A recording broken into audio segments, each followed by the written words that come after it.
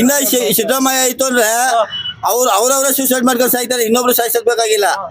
ಎಷ್ಟು ಸಂಸಾರ ಹಾಳಾಗಿದೆ ಅಂತ ಆ ನನ್ನ ಮಗನ್ ಗೊತ್ತಿಲ್ಲ, ಪ್ರಪಂಚ ಜನಗಳಿಗೆ ಗೊತ್ತಿಲ್ಲ. ಎಷ್ಟು ಸಂಸಾರ ಹಾಳಾಗಿದೆ ಗೊತ್ತಾ?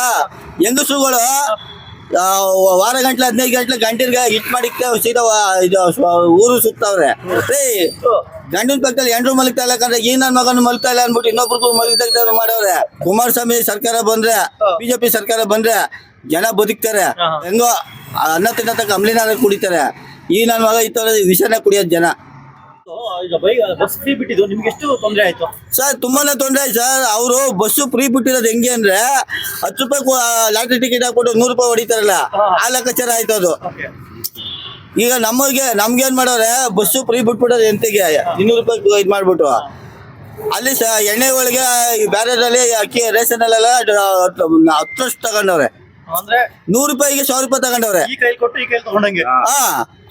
ಅವರು ಏನ್ ಗೊತ್ತಾ, ಚಿಲ್ಲರೆ ಕಾಸನ್ನ ಒಂದ್ ಡಬ್ಬದಲ್ಲಿ ಸುರಿದ್ಬಿಟ್ಟು ಮೂಟೆ ಕಟ್ಕೊಂಡು ಲೋಟ್ ತಗೊಂಡು ಹೋಗೋ ಲೆಕ್ಕಾಚಾರ ಮಾಡ್ಬಿಟ್ಟಾರೆ. ಎಲ್ಲ ರೇಟು ಮಾಡ್ಯಾರೆ. ಈಗ 1 ರೂಪಾಯಿಗೆ 1000 ರೂಪಾಯಿ ತಗೊಳ್ಳೋ ಲೆಕ್ಕಾಚಾರ ಮಾಡ್ಬಿಟ್ಟಾರೆ ಅವರು.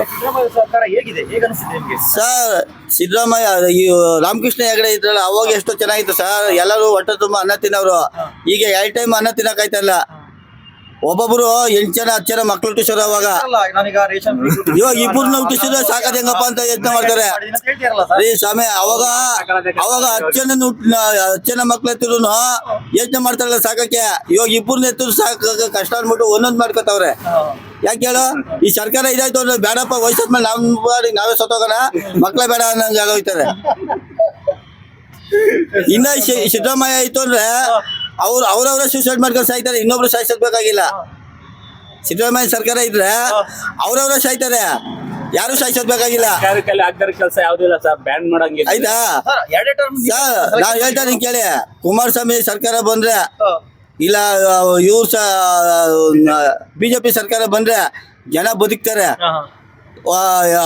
ಹೆಂಗೋ ಅನ್ನ ತಿನ್ನತಕ್ಕ ಅಂಬ್ಲಿನಾರ ಕುಡಿತಾರೆ. ಈ ನನ್ನ ಮಗ ಈ ತರ ವಿಷನೇ ಕುಡಿಯೋದು ಜನ. ಒಳ್ಳೊಳ್ಳೆ ಸ್ಕೀಮ್ ಎಲ್ಲ ಕೊಟ್ಟಿದ್ದಾರೆ ಸರ್. 5 ಪಂಚ ಗ್ಯಾರಂಟಿ ಕೊಟ್ಟಿದ್ದಾರೆ ಸರ್. ಕೊಟ್ಟವ್ರು ಸರ್. ಏನ್ ಕೊಟ್ಟವ್ರೆ? ಈಗ ಮನೆಗೆ ಲೇಡೀಸ್ 2000 ರೂಪಾಯಿ ಬರ್ತಾ ಇದೆ. ಅದನ್ನ ಹೇಳ ಸರ್. ಇವಾಗ ಎಷ್ಟು ಸಂಸಾರ ಹಾಳಾಗಿದೆ ಅಂತ ಆ ನನ್ನ ಮಗನ್ ಗೊತ್ತಿಲ್ಲ, ಪ್ರಪಂಚ ಜನಗಳಿಗೆ ಗೊತ್ತಿಲ್ಲ. ಎಷ್ಟು ಸಂಸಾರ ಹಾಳಾಗಿದೆ ಗೊತ್ತಾ?